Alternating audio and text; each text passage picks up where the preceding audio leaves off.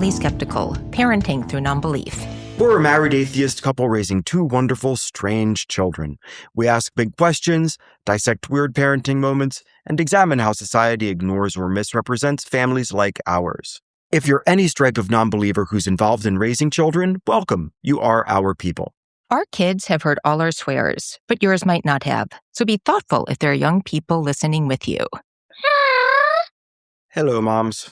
Hey, we're going to break the rules today. Because we're going to start with an interview and end with a story. Man, will Jesus ever forgive us? So, stick around because I have a little story about Jaeger for the end. But we had the pleasure of speaking with Steve Ghikadis, and he is a humanist officiant, a public speaker, and an award-winning author. He wrote Humanism from the Heart. He is an ambassador for Humanist Canada and Recovering from Religion, and is just like a lovely presence in the humanist community. Yes.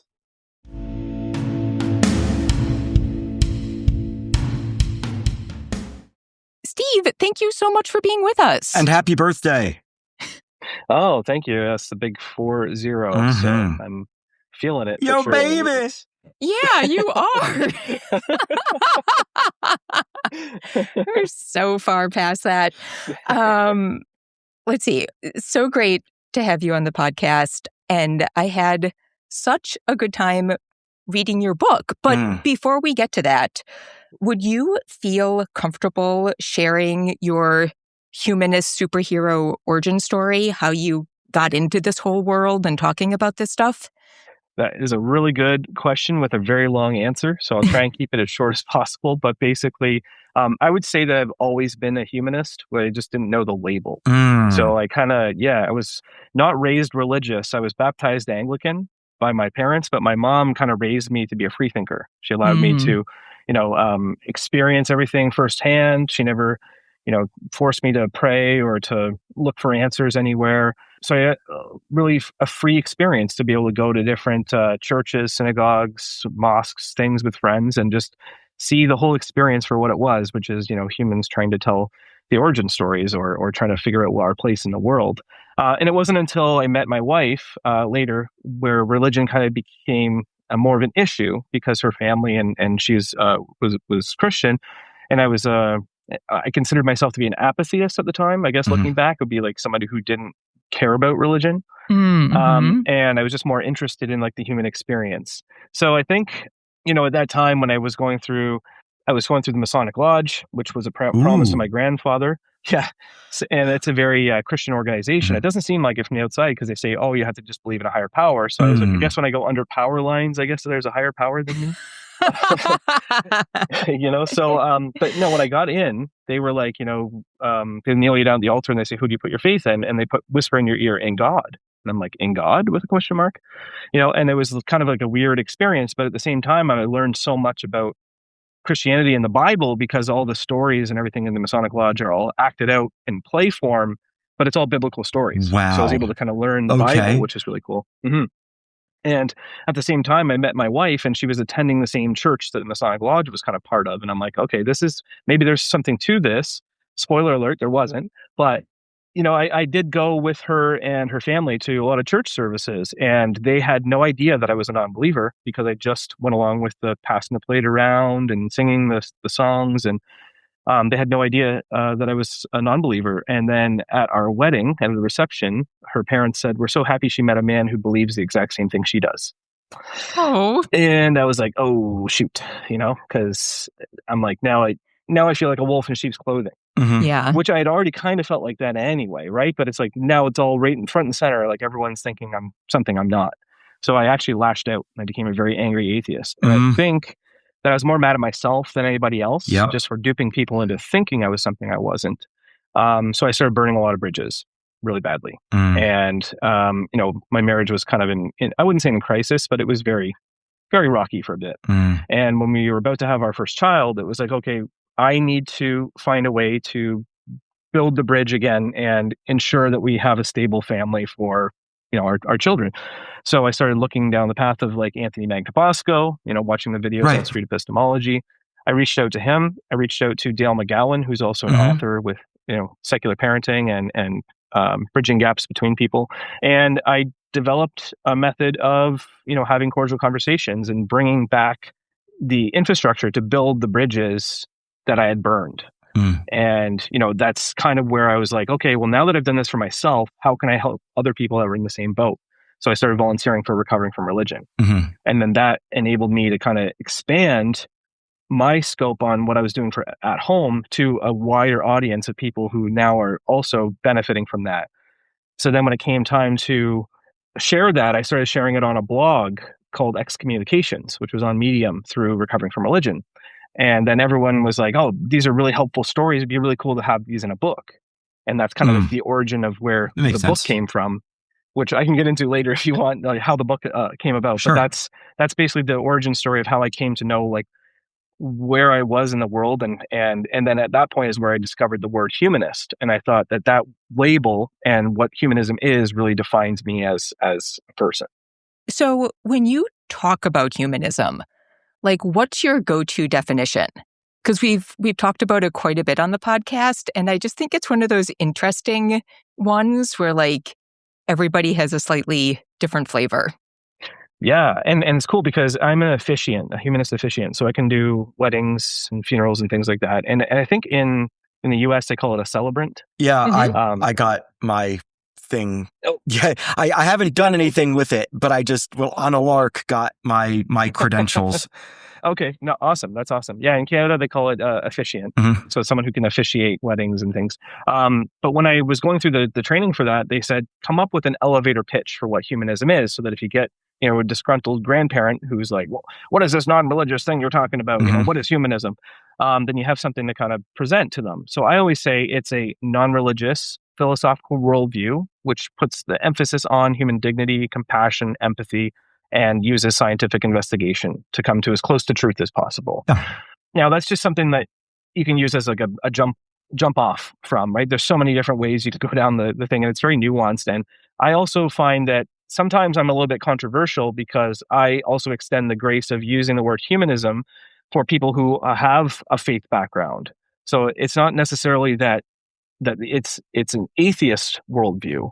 It's more of a philosophy, whereas like religion is a separate thing, right? And my wife would consider herself to be a Christian humanist or humanist Christian because she does believe in a higher power, but she focuses all of her time and money and effort on the here and now and the people that are around us. So I think that's where I can kind of, give the grace where people can use that term as well.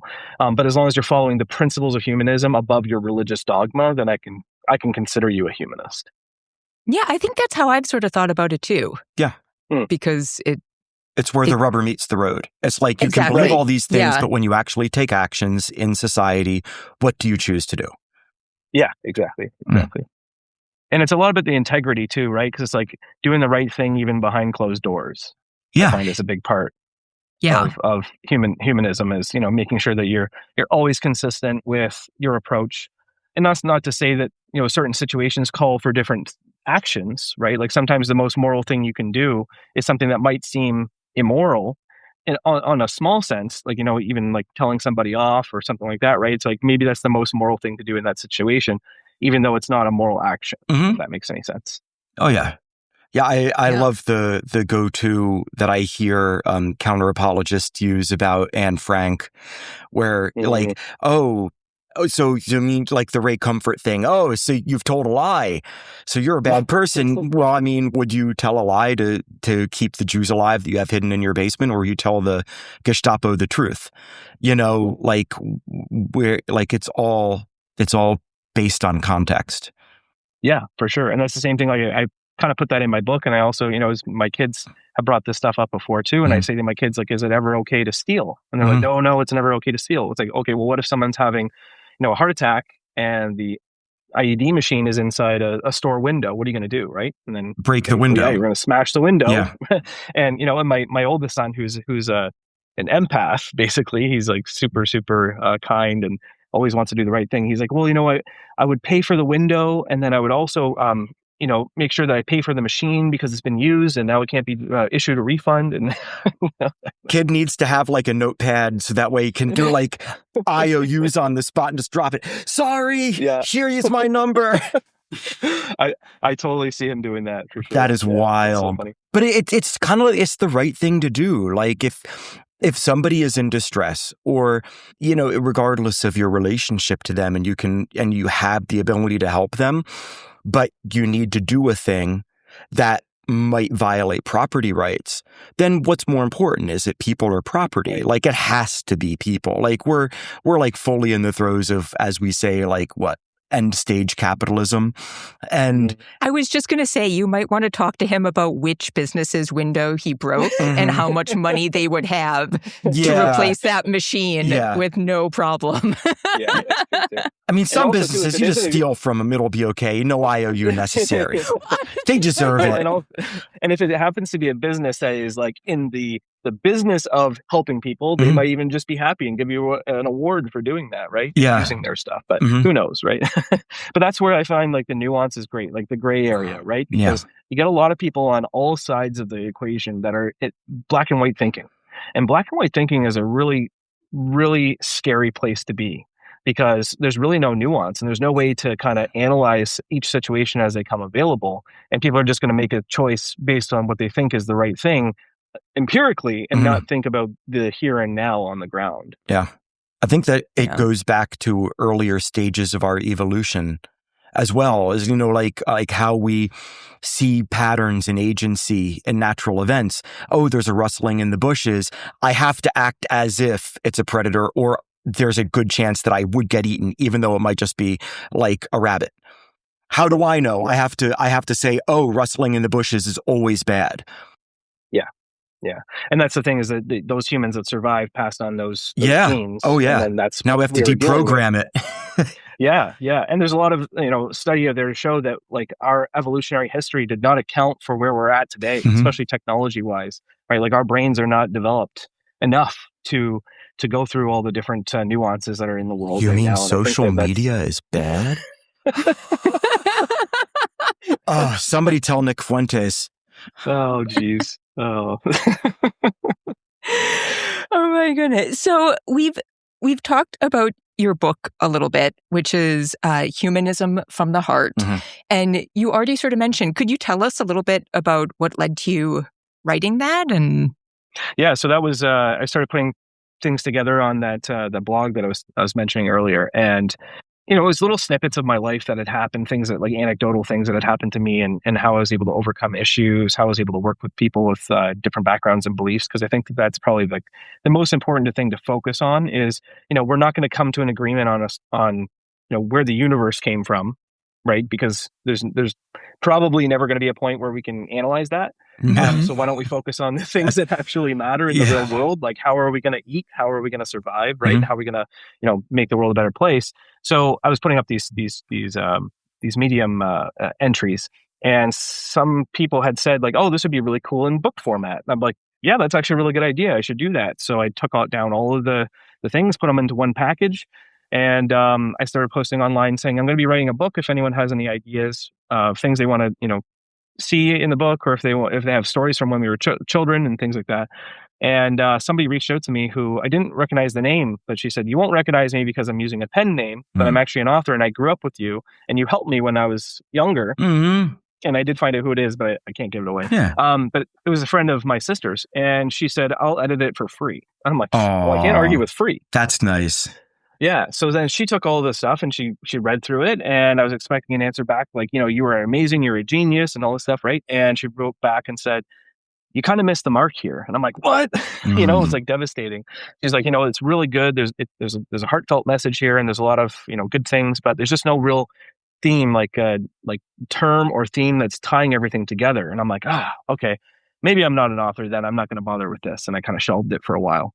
And then I was doing a podcast for Humanist Canada, and they were asking for a segment that was something to do with what I've been working on. And I said, "Okay, well, what about like humanism? It's kind of from the heart, like humanism from the heart." And I'm like, no, never mind. Don't use that as a segment. I'm using that as my book title. And then so when I put that down on paper, I was like, okay, well, this is the theme. The theme is going to be all about the heart-centered aspect of humanity, right? And then I was like, what else am I trying to accomplish? Well, I'm trying to build bridges. So what I say, it's like building bridges beyond belief, because I could use the alliteration. And I'm like, okay, now that I got the title, I was able to tweak all the stories that I had already come up with, drop some of them, write new ones, and just add, quotes from different people throughout history that would kind of tie the chapters together. And I'm like, hopefully this is going to be enough to get past that hurdle of being devastated that the book wasn't very good. And so when I gave it back to her, she's like, okay, yeah, you nailed it. Like this is actually something worth putting out there now. So then I was actually like, phew, like it was a huge relief.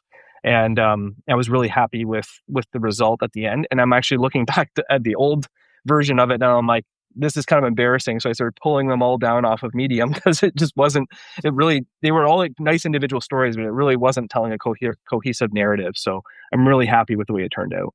That's awesome. I'm curious because you've been doing quite a few podcasts on the book. I know it's been out in the world for a while. And I'm just curious if there's been anything sort of surprising or particularly noteworthy about kind of the responses you've gotten. Like once you see it go out, what kind of impact has it had?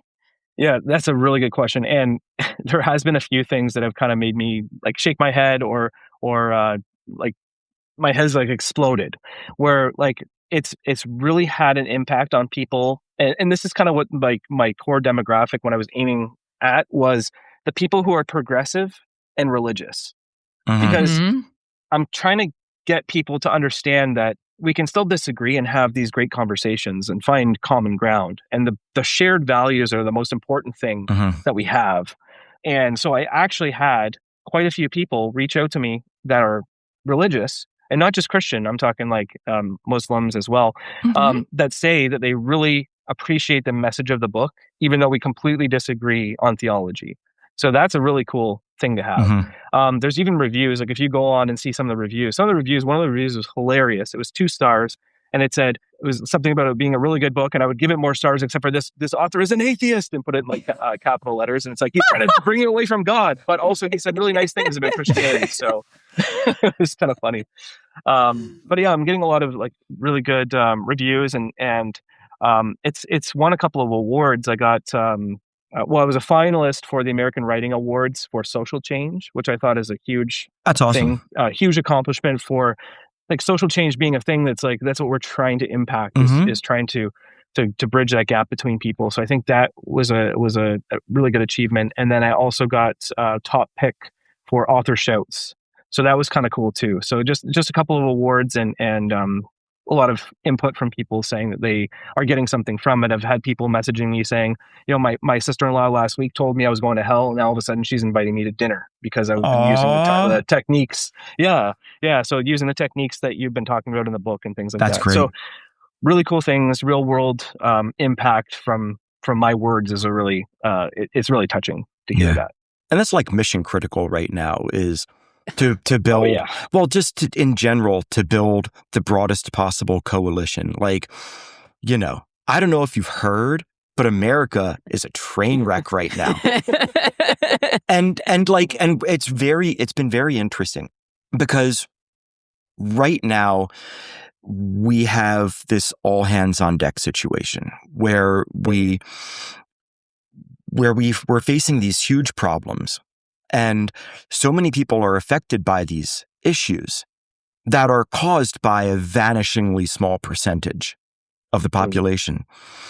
And in the efforts, I think, we've talked about this in the past, but in the efforts to try to pit us against each other, I feel like, in a sense, those bad actors have overplayed their hand. And now you have you have politicians like James Tallarico, we were just talking about this last night, who is so just outwardly Christian, and Pete Buttigieg, who's so outwardly Christian.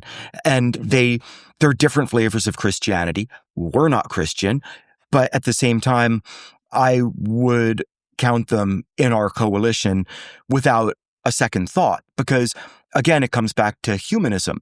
Like, our values align regardless of where we think those values come from or what we see those values in service of in some sort of metaphysical sense. the values are what drive the actions, and our actions are perpetually in alignment, it seems. So we gotta find all the ways to repair relationships, with our MAGA neighbors who have become disillusioned. I see more and more people who are apologizing for their votes. Or, we've started watching the show a little bit here and there called We're Here, which is about 3 drag queens who go to more conservative areas and help, build up the queer community in various ways.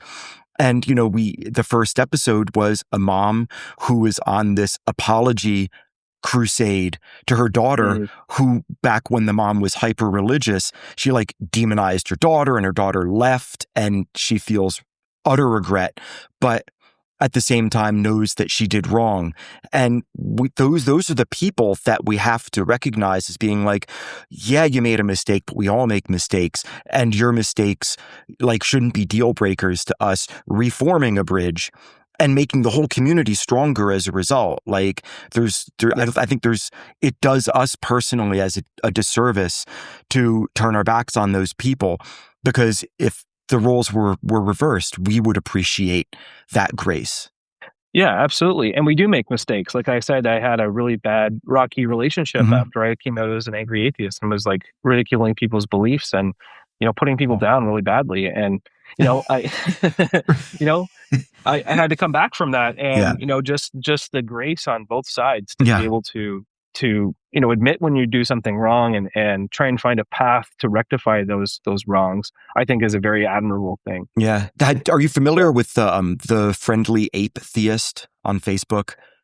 Yeah. I won't say his name because he doesn't use his name anymore. Yeah. But I met him back when I used to be in the sort of those early Facebook debate groups, back when I was an angry atheist, and I was just I was such a jackass. But he was the first voice of agreeing with me on literally every point while also being more biblically literate and also not denigrating people and being kinder through his entire process. And he was the first person I met where I was oh, I don't have to do this thing as a reaction to feeling like I'd been lied to for so many years. And it was the first moment where I felt like I aimed a mirror at myself and my behavior. And it was all because of his empathy. It was such a powerful moment. And so we need people like that. In the past, I haven't talked to him about it recently, only because, he doesn't go by that name anymore, and it's just I try to respect where he's at in wanting to do more public debates and sort of changing his brand a bit. Yeah, for sure. But he's also in an interfaith relationship. So, yeah, for sure. Very interestingly. Yeah, and I think that's kind of a driving force for a lot of us. Even Seth Andrews is in an interfaith relationship as well. So a lot of the things that he talks about are about shared values as well, just because he also is sharing his life with a Christian. There's quite a lot of us. I mean, even Dale McGowan, his wife was a Christian at the time where he was writing books about interfaith and raising children in interfaith households and things.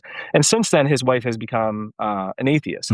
But it's just, the ability for us to kind of peek behind the curtain. We kind of have the advantage of seeing what it looks like in practice when you have to interact with somebody on a relationship level, whether that's a romantic relationship or even just a platonic relationship, but just having somebody in your family who disagrees with you on what I call the small things. Because again, when we talk about the universe, where the universe came from, nobody knows, right? Is there a supernatural element? Nobody knows, right? The small things, investigate Yeah, the small things. But the bigger things, I think, are whether or not we or the shared values we have. Because what if we're living in the Matrix? It doesn't really matter where we are. What reality is. We have to deal with the reality that we can see and touch and taste and feel and talk to. So I find that it's a nice, it's kind of an advantage to have an interfaith person in your family, somebody in your family who thinks differently than you. So you're not also in that echo chamber that it seems to be a dangerous place as well. Yeah. And earlier in my deconstruction, I didn't value, this was also because I was really, again, angry and like inward about it, but I didn't value the power that I could have in another person's life. So like I was only seeing, oh, there are these people who disagree with me. I'm fine. I'm taking value from them, but I discounted my ability to add value and perhaps change somebody else's opinion about non-believers. That was a huge missed opportunity on my part for years. And like since changing my tune about myself, now I can be of service more. And that's like, we can't look past these like opportunities that we have as non-believers to demonstrate the convergence of values. And that is not just about, where you ascribe the value to, or, where you think your morals are grounded in. None of that matters in the long run. Yeah. And I had a podcast recently called The Irrational Podcast where I went on with a Christian apologist. And, there's a part where the host was asking us to, give an account for who we think that Jesus was, right? So I kind of reached across the table and I said, well, I'm pretty sure that Jesus was probably a real person, or at least based on a real person, or based on multiple people, but most likely one person that all these stories are attributed to. And then I, happen to say, I don't think that a lot of the stories that were attributed to him actually happened in reality. I said, but there's probably basis to, accepting him as a human being in a historical way.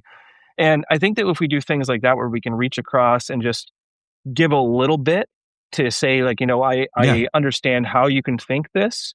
And I understand that this is a very important figure and symbol for you, where it's not really for me, but at the same time, I can respect and show you that I accept where you're coming from. Sure. And I think that went a long way in that conversation. And then a lot of the comments you get on these videos is people are either like, oh, you're going to burn in hell because Jesus is real and he doesn't like that you didn't say that he's supernatural. And then you get other people that are like, well, Jesus totally didn't exist, so you're such a moron for thinking that, whatever. And what I try and do in these conversations with people online and in just a comment section is just point out the fact that, like, when we talk about the historicity of something, we just grant it for the most part. If it's a mundane fact from history, whatever, you know what I mean? Yeah. Now, the bigger question is, who was this person when it comes to the supernatural elements? And since there's no evidence based in reality, no empirical evidence for any of these things happening, I'm not going to grant that. But I have no qualms granting that there was somebody who was stirring up things back in that time and died for it, right? Yeah. So I just think that that's one of the things that we can do is we can dip into somebody else's reality and into their stories to kind of bridge the gap and show that we do have some type of understanding and acceptance of where they're coming from. So you're saying that we shouldn't believe that Alexander the Great was actually the son of Zeus? I mean, don't take that one from me. No, but it's really interesting. I think, and it comes down to empathy. I've gotten into, as moms will point out, much to probably her dismay, I've gotten into watching certain YouTube channels that are primarily focused on philosophical and theological debate. And one of them, allegedly Ian, talks about how he has a long history of debate experience and how important it is for empathy to be the starting point of debate. Because in order to actually engage with a person's points, you have to steelman their argument. You have to understand their argument sometimes better than they do. And you have to put your hat on. And so that's what, like again, going back to the angry atheist thing, like I was devoid of empathy. And it basically hamstrung every opportunity I might have otherwise had to find common ground. And it's just a simple act of just like calming it down and just actually listening to the person. And it works in the political side of things now so much, again, because so many right-leaning voters from last election are having second thoughts. And you see this in polls, but you also see this in like rubber meets the road, like these off-cycle elections that are swinging wildly away from what we would expect based on what Trump was elected by in those districts. So if we extend empathy, then we're probably going to get a result that we would find more desirable. But we have to put it out there first. We have to like open the door for them and keep it open even when they're shouting at us and venting and being angry like we used to be. Mm-hmm. And if you're anything like me, you're probably shouting out at caricatures of the other side. Yes. Right. Where it's not even like the real person that you're trying to connect with and be angry at. It's more of a caricature. And I can't remember who pointed this out. I think it was Dale McGowan pointed out that like when people who are atheists think of Christian, you think of someone like Kenneth Copeland, who's like just like, lizard person, right? That smile. It's like, it's the creepiest thing. Oh, geez. And those eyes. I'm waiting for him to eat a parakeet live on stage. Oh, I know. Yeah. Lick his lips with like a 5-foot long tongue all the way around his head. Yeah, no, for sure. And that's totally what I see too. Can I bring that back to the book for a second? Sure. Because there's one chapter I want to talk about. Because I mean, one thing I really enjoyed about the book is how much you talk about your kids. And there's this great chapter about your son and being at an event and there was a blind person there. And it's a great story. And I'll leave it for people to enjoy. Yes. But the long and the short of it is that he wants to ask that person a question. And I think you're assuming it's going to be something about being blind. Right? Because that's like the most obvious thing about him.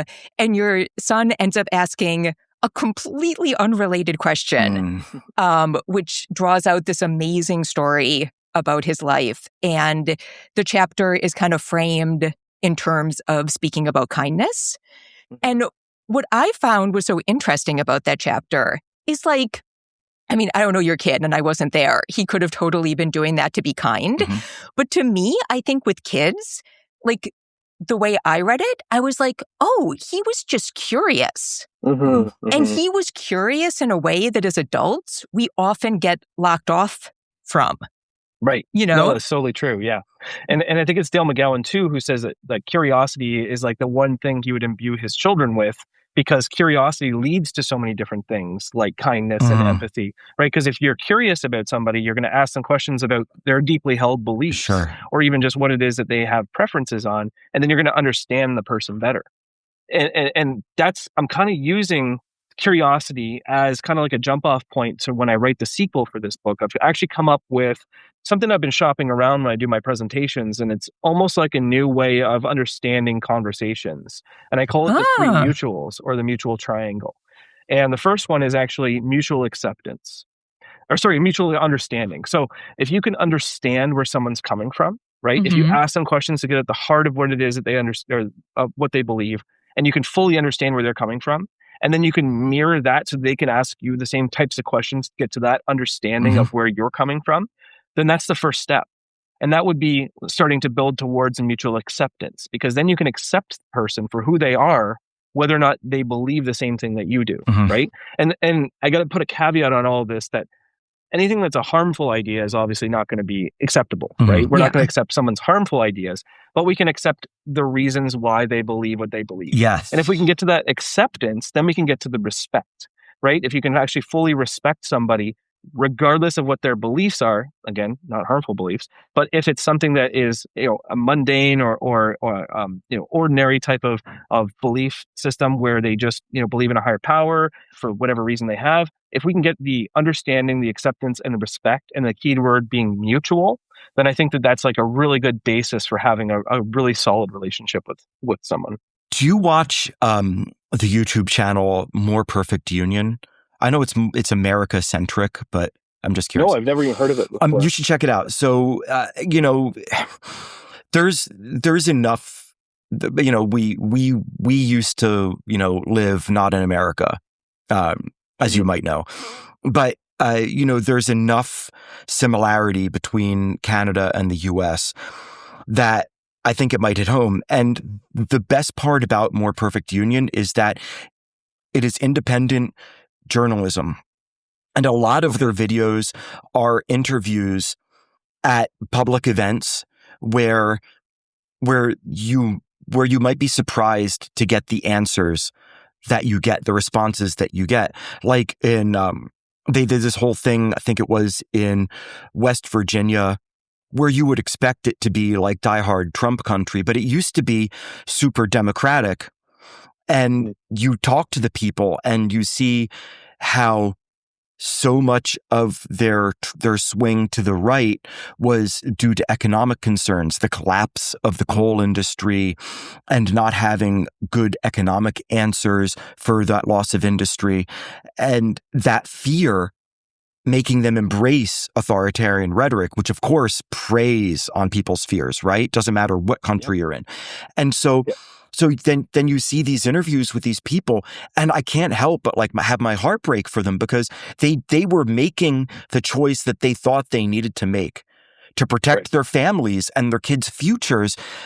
But their motivation is the same motivation that I would have. It's like, in that regard, like we're one and the same, but for the fact that our circumstances maybe like would dictate that we would be more disposed to vote for this person we might in past times find totally distasteful.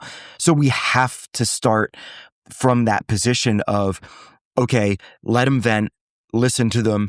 We might really be surprised with the common ground that we actually have. Yeah, for sure. And that reminds me of like the Lion King, right? Because Scar, he goes to the hyenas and he says, "Stick with me and you'll never go hungry again." Right? Oh, it's like the type of message. You'll never have to vote again. Yeah.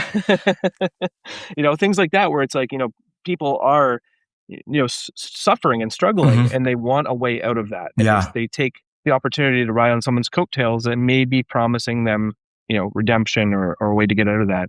And part of the presentations I do recently, especially because I added the political aspect to it too, having cordial conversations with politics involved.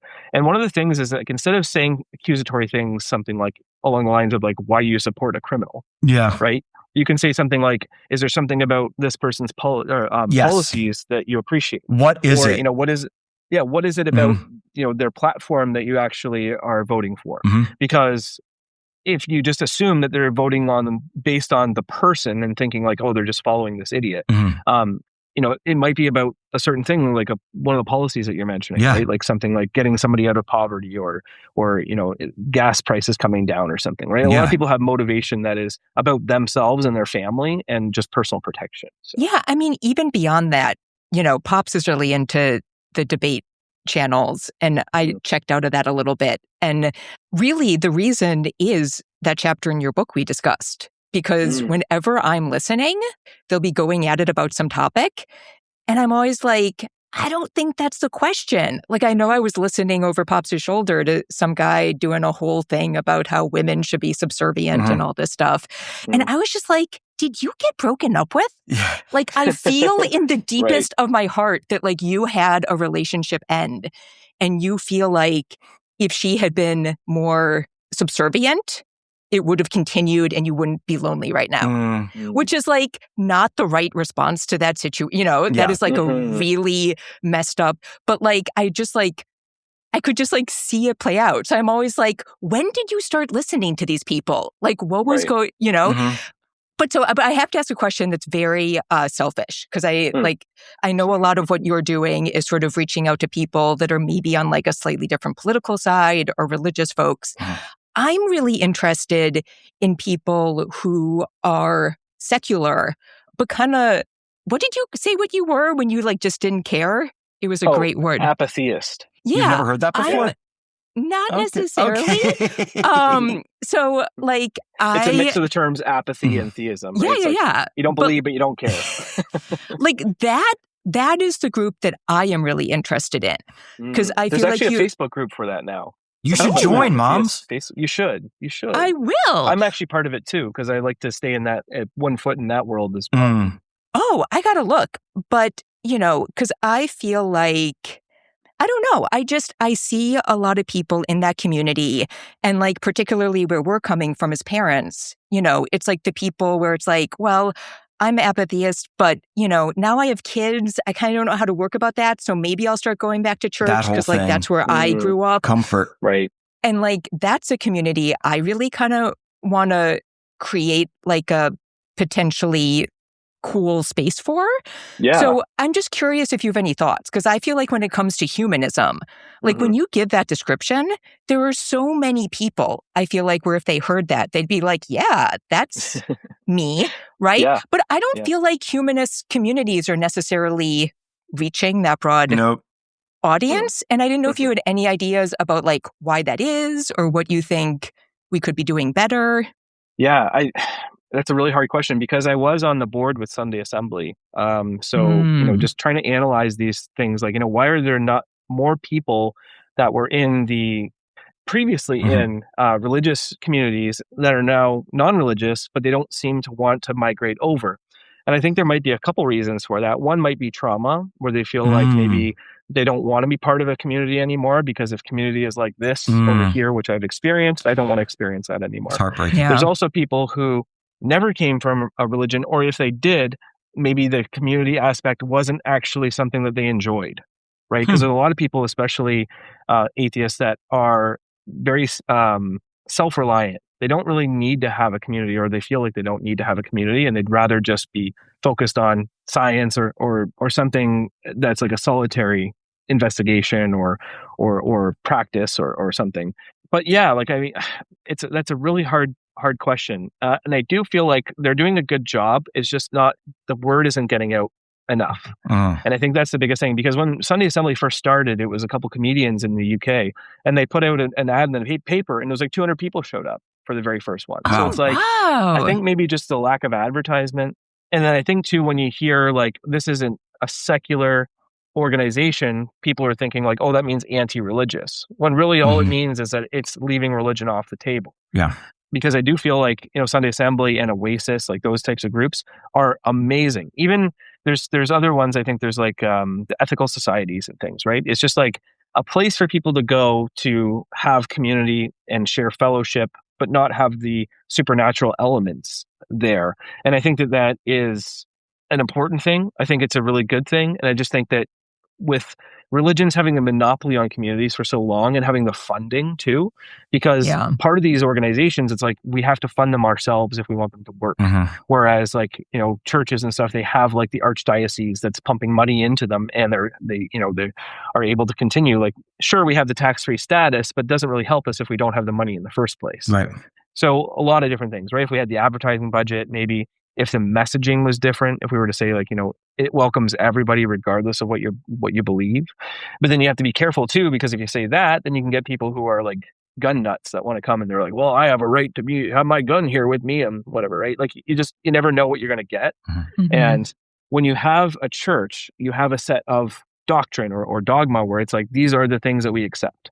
And then when you have a secular organization, it's like, well, we accept all except for violence and hate and this kind of thing. So it's like, it's really difficult to lay out what that would be, I think, on a grand scale. But no, it's a really good question, and it's something that we've been struggling with for a long time. But then there's organizations like Recovering from Religion, where we have support groups, right? So instead of having like a church, it's like you have a support group. So you get a bunch of people together, they talk about their issues. And then we have, once a year, we have the Fall Excursion, which is everybody goes to somewhere, like I think it's at Pigeon Forge, Tennessee this year. Everyone's going to get together and like stay in a cabin together and hang out and stuff. But it's just doing something on a regular basis is difficult, especially when you don't have the funding.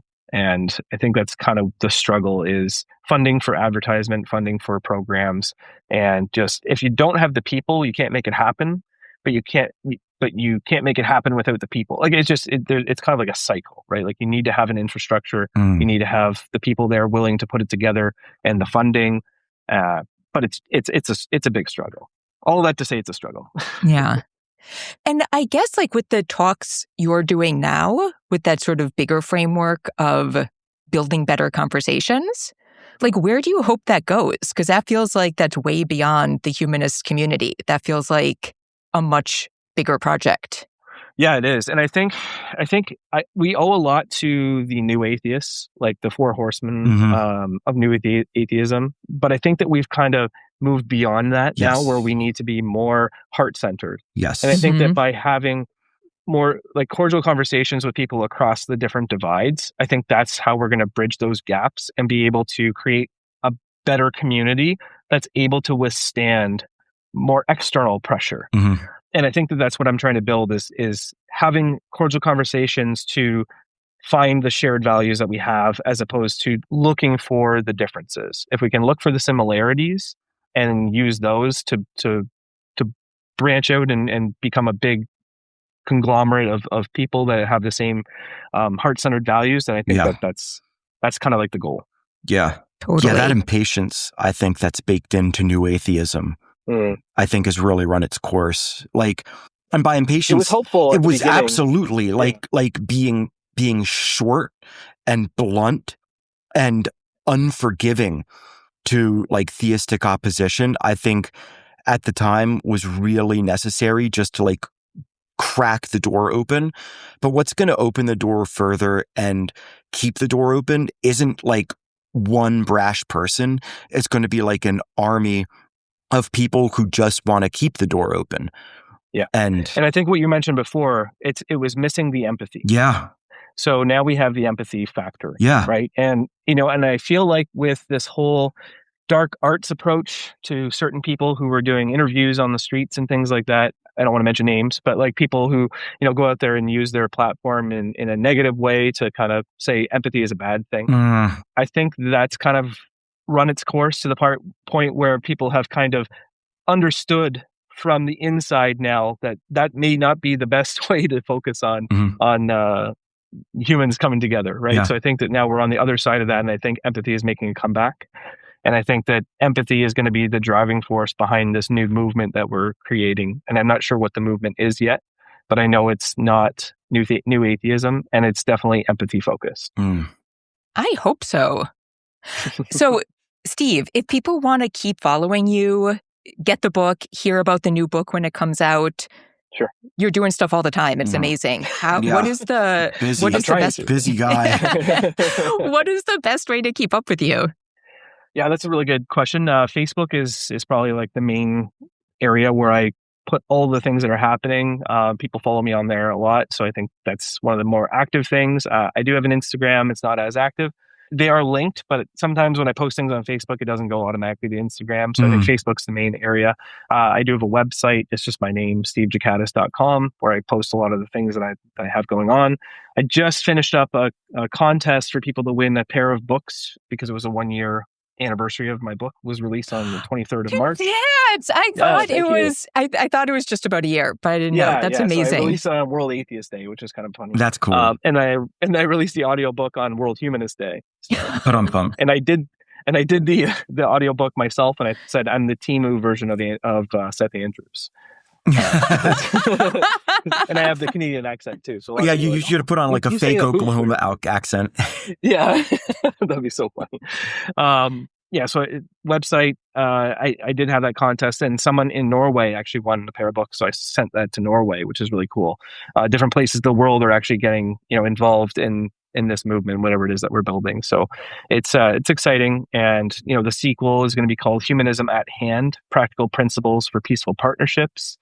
I'm keeping up that alliteration, but it's going to be, mostly about the hands-on, because people have been asking me, okay, now I understand the why. Why did you do this, and where did you come from on this, and how is this working? And then they more want of like the what. What can we do? Like, how are we going to make this happen on the ground level?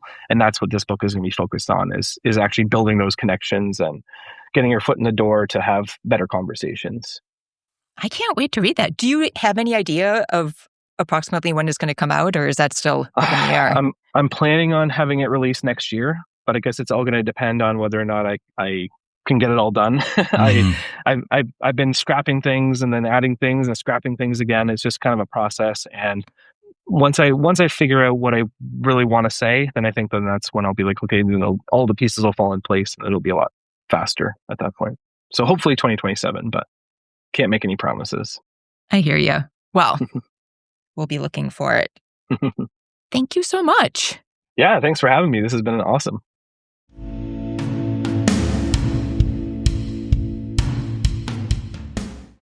Okay, so this was so funny that this happened right after we spoke with Steve and decided to do this interview.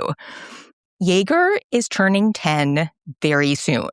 And he got his big birthday gift early, which is a flamethrower. It's like Calvin and Hobbes. He always wanted a flamethrower, finally got one.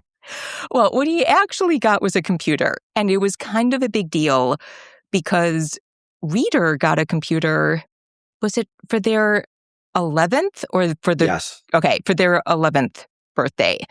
And so we had kind of been thinking to do the same timing for Jaeger. But we talked about it, and just based on his interests, there are so many...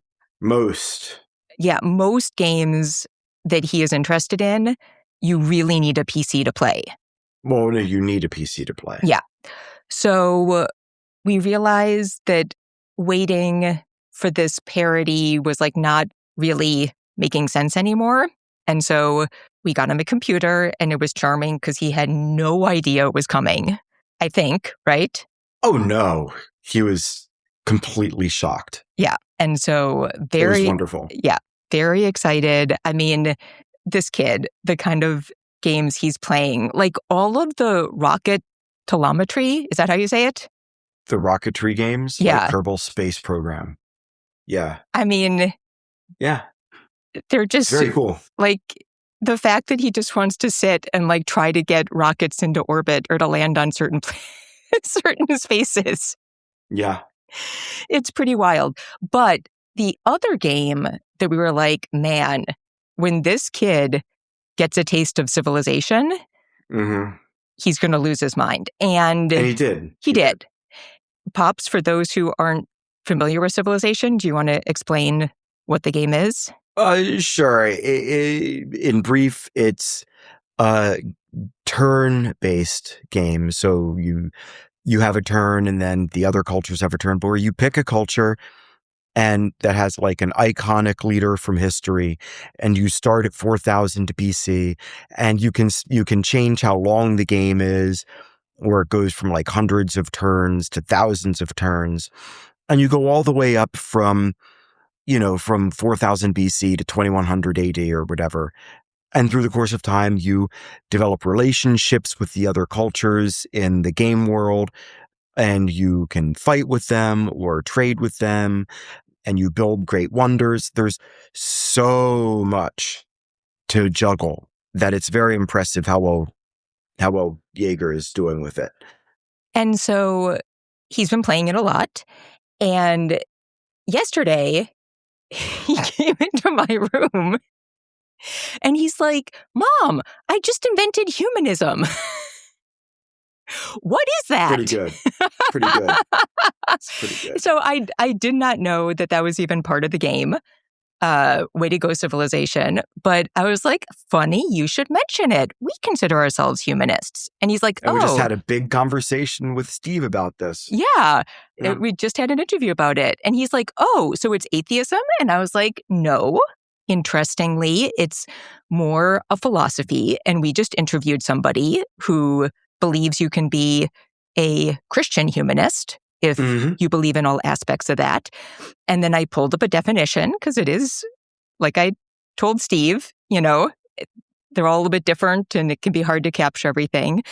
And so I read him the definition and he's like, oh, everything good.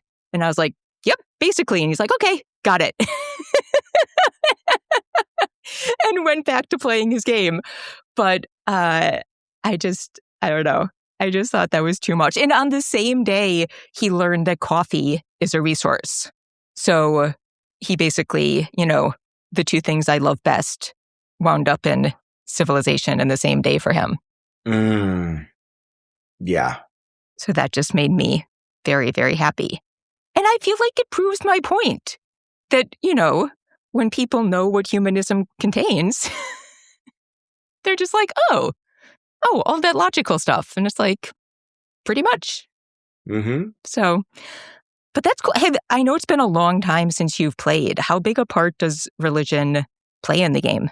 Last game I played was Civ 4, and you develop it as it's very broad.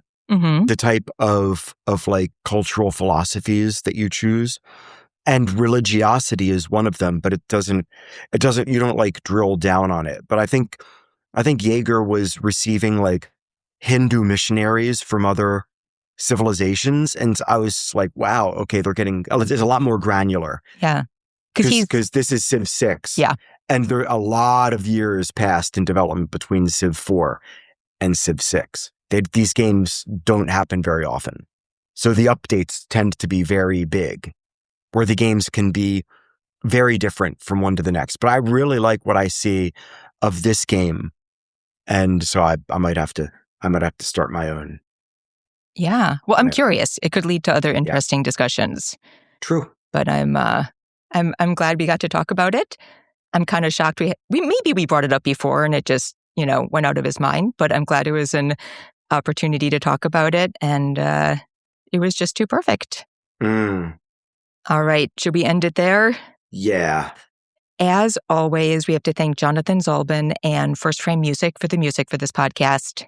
And that ends this episode of The Family Skeptical, where nothing is sacred except for our kids.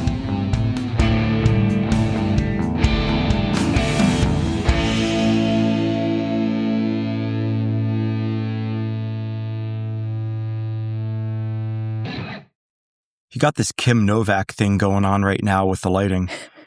I know. Oh, Vaseline on the lens. It's probably just because my computer screen's always dirty, which should surprise you not at all.